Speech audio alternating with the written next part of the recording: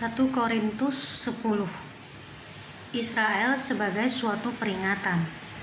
Aku mau supaya kamu mengetahui, saudara-saudara, bahwa nenek moyang kita semua berada di bawah perlindungan awan, dan bahwa mereka semua telah melintasi laut.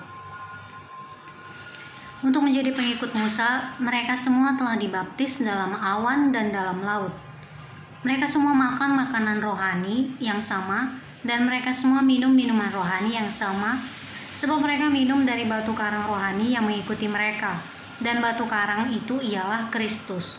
Tetapi sungguh pun demikian, Allah tidak berkenan kepada bagian yang terbesar dari mereka, karena mereka ditewaskan di padang gurun.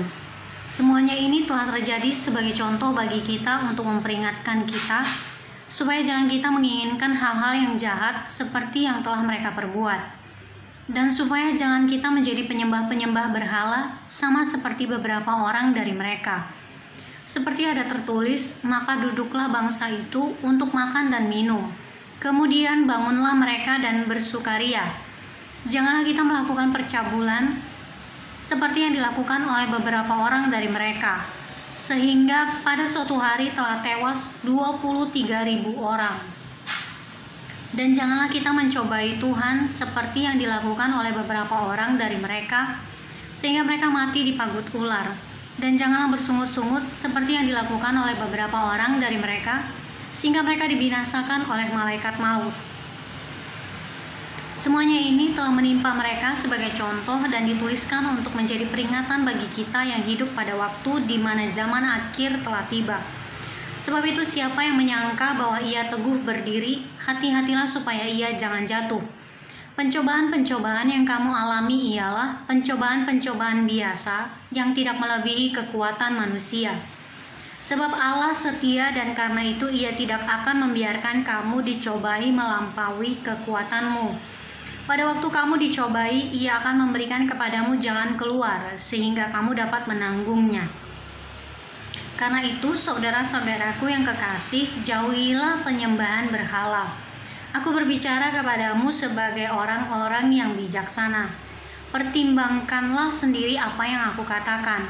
Bukankah cawan pengucapan syukur yang atasnya kita ucapkan syukur adalah persekutuan dengan darah Kristus? Bukankah roti yang kita pecah-pecahkan adalah persekutuan dengan tubuh Kristus? Karena roti adalah satu, maka kita sekalipun banyak adalah satu tubuh, karena kita semua mendapat bagian dalam roti yang satu itu. Perhatikanlah bangsa Israel menurut daging. Bukankah mereka yang makan apa yang dipersembahkan mendapat bagian dalam pelayanan mezbah? Apakah yang kumaksudkan dengan perkataan itu, bahwa persembahan berhala adalah sesuatu, atau bahwa berhala adalah sesuatu? Bukan. Apa yang kumaksudkan ialah bahwa persembahan mereka adalah persembahan kepada roh-roh jahat, bukan kepada Allah. Dan aku tidak mau bahwa kamu bersekutu dengan roh-roh jahat. Kamu tidak dapat minum dari cawan Tuhan dan juga dari cawan roh-roh jahat. Kamu tidak dapat bagian dalam perjamuan Tuhan dan juga dalam perjamuan roh-roh jahat. Atau maukah kita membangkitkan cemburu Tuhan? Apakah kita lebih kuat daripada Dia? Segala sesuatu diperbolehkan, benar, tetapi bukan segala sesuatu berguna.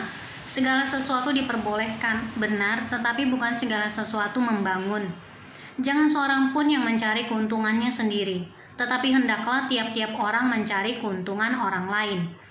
Kamu boleh makan segala sesuatu yang dijual di pasar daging tanpa mengadakan pemeriksaan karena keberatan-keberatan hati nurani. Karena bumi serta segala isinya adalah milik Tuhan. Kalau kamu diundang makan oleh seorang yang tidak percaya dan undangan itu kamu terima, makanlah apa saja yang dihidangkan kepadamu tanpa mengadakan pemeriksaan karena keberatan-keberatan hati nurani. Tetapi kalau seorang berkata kepadamu itu persembahan berhala, jangan engkau memakannya oleh karena dia yang mengatakan hal itu kepadamu dan karena keberatan-keberatan hati nurani.